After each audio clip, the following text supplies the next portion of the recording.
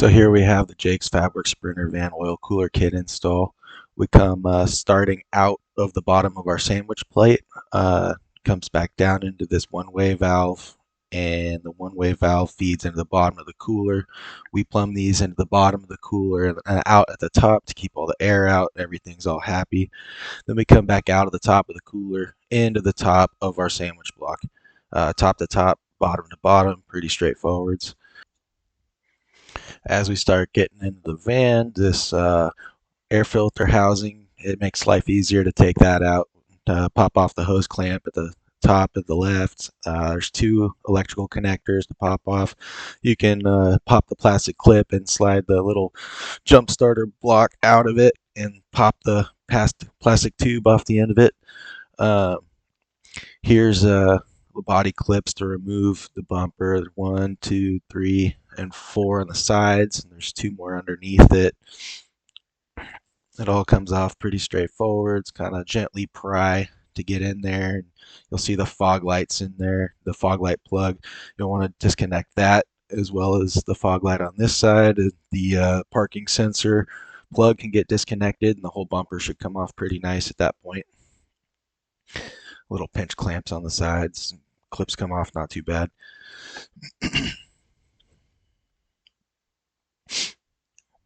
These 3 torque screws at the front hold the grill a little secure, so you're going to take those off. There's going to be 2 more vertically to get to, and then once you start getting in, if you have a camera in the front, there's some plastic clips you can pop. Here's the template for the 2019 Up vans. We printed out. You just double check the dimensions with a ruler to make sure they're printed to the right aspect ratio. It should fit around this center pillar very nice. I like to put it up there, check fit it, and then tape it up there. There's going to be the 4 holes that you're going to drill in there. I usually like to start with about an 1/8 inch drill bit, work my way up into a quarter, and then the final dimension at 3/8. So 1/8 inch, drill into it, repeat the process, all 4 holes.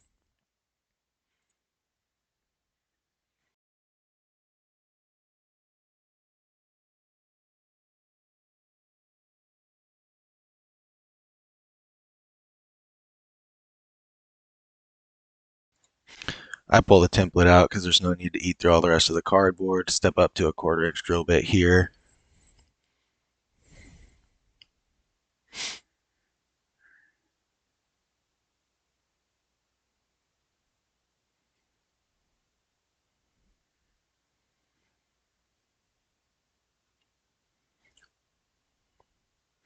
And finally, the 3/8 drill bit.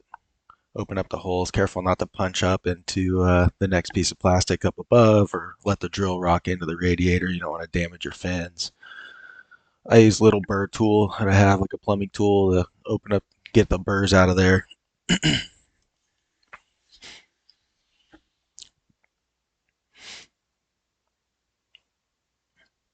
Here's going to be on the 2018 and older models. The shape's a little different, the template's a little different. You end up drilling right about through these little ribs, so I used a little band file to get in there and knock the rib out so I could get the nut certs in right. Here's our nut cert tool. Nut cert threads right onto the end of it. I think in the kit it ends up coming with a 10mm head on the 6mm screw. This one used an Allen screw, but same. You're going to hold the block with a wrench, and then you're going to put your socket for the 10mm on the other end of it. Put the nut cert up through the hole, holding it nice and flat up against the plastic, and slowly tighten the 10mm while you're holding your 13mm wrench still, and the nut cert should pinch nice. You're going to repeat this process all 4 holes.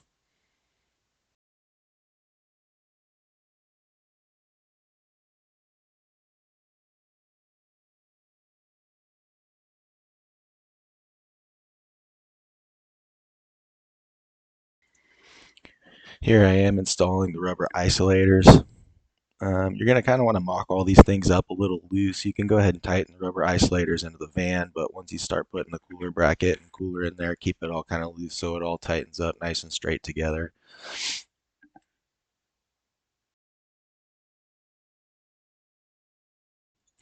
The cooler should go in with the passenger side having the fitting on the bottom and the driver's side having the fitting on the top, just like the earlier pictures or videos. Kind of mocking it all up a little loose, getting the bolts and nuts all set.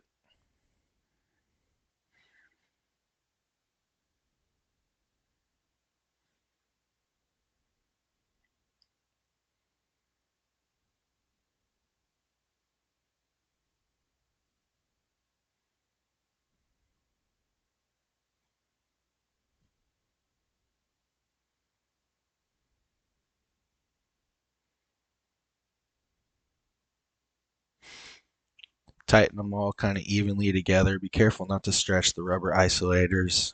If they get loaded all crooked and sideways, they're going to end up wanting to fail a little early. And tighten them all up nice and even, final.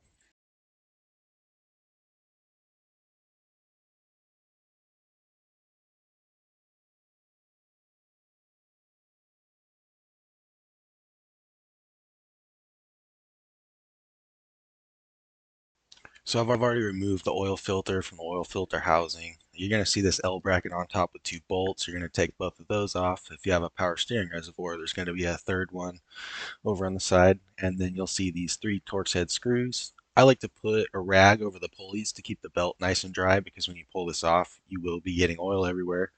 And be careful to watch out for dirt and debris to go in there and potentially bypass the oil filter. So here's the layout of the adapter block, the sandwich block. That's how the gasket will go into the block and fit against the factory housing, and the factory gasket will stay on the engine. Before you install the sandwich block, make sure you install the fittings like this. It's really hard to get to once it's on the engine.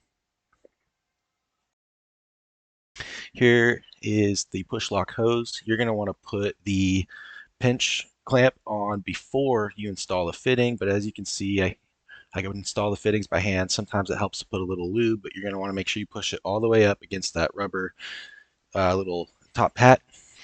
You'll see on the hose, the barbs from the fitting are pushing through. You're going to want to put that pinch clamp in one of those low spots. Here's a pair of cutters that fit in there pretty nice to pinch that clamp. You can use a pair of digs or pliers. You want to pinch it tight, but not too tight to damage the hose.